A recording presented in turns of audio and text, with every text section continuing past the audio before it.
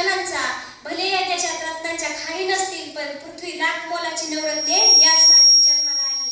त्यातीलच एक नवरत्न म्हणजे पद्मभूषण डॉक्टर कर्मवीर भाऊराव पाटील.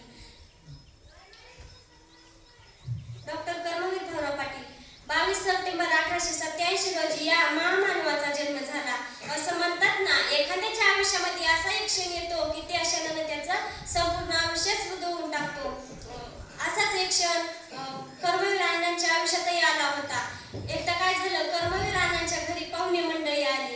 पाहुणे मंडळींना जेवण्यासाठी गोड स्वयंपाक बनवला. पाहुणे मंडळी जेवायला बसली आणि सहज एका पाहुणेने प्रश्न विचारला, काय हो पायगोंडा पाटील, काय करतात तुमचे चिरंजीव? त्यावेळेस पायगोंडा पाटील म्हणाले, काही नाही, पण एक महत्वाचं काम करतो. पाहुण्यांनी उत्सुकतेने विचारले, कोणतं काम, महत्वाचं काम करतात तुमचे चिरंजीव?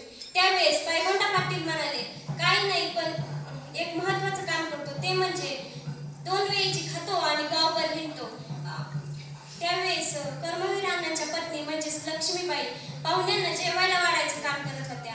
सासऱ्यांच्या अशा बोलण्याने त्यांचं हृदय दुखवलं. ते डोळे पाण्याने धबधबले. पाहुण्यापुढे अश्रूही पुसता यायला. कर्मवीर भाऊराव पाटलांना म्हणजेच आपल्या पतींना वाढत असताना, जेवायला वाढत असताना त्यांच्या डोळ्यातील 2 थेंब भाऊरावांच्या ताटामध्ये पडतात. पत्नीपुढे झालेला अपमान सहन झाला नाही. ते तटकन ताटावरून उठले आणि थेट सातारा गाठला. तिथूनच त्यांच्या शिक्षणाचा श्रीगणेश्वर झाला. असं म्हणतात ना, स्त्री शक्तीचे अश्रू अतिशक्तिशाली असतात. स्त्री शक्तीचे अश्रू अतिशक्तिशाली असतात. स्त्रीनिष्ठ अश्रूंनीच रामायण घडवलं. स्त्रीनिष्ठ अश्रूंनीच रामायण घडवलं. साध्वी द्रौपदीच्या अश्रूंनी महाभारत घडवलं. साध्वी द्रौपदीच्या अश्रूंनी महाभारत घडवलं. असाच इतिहास आहे ना. अगदी त्याचप्रमाणे रयत माऊली लक्ष्मीबाई यांच्या अश्रूंनी नामवंत रयत शिक्षण संस्था घडवली. नामवंत रयत शिक्षण संस्था घडवली. अर्थात रयतेचं रामायण लिहिलं गेलं आणि रयत शिक्षण संस्था उदयाला आली.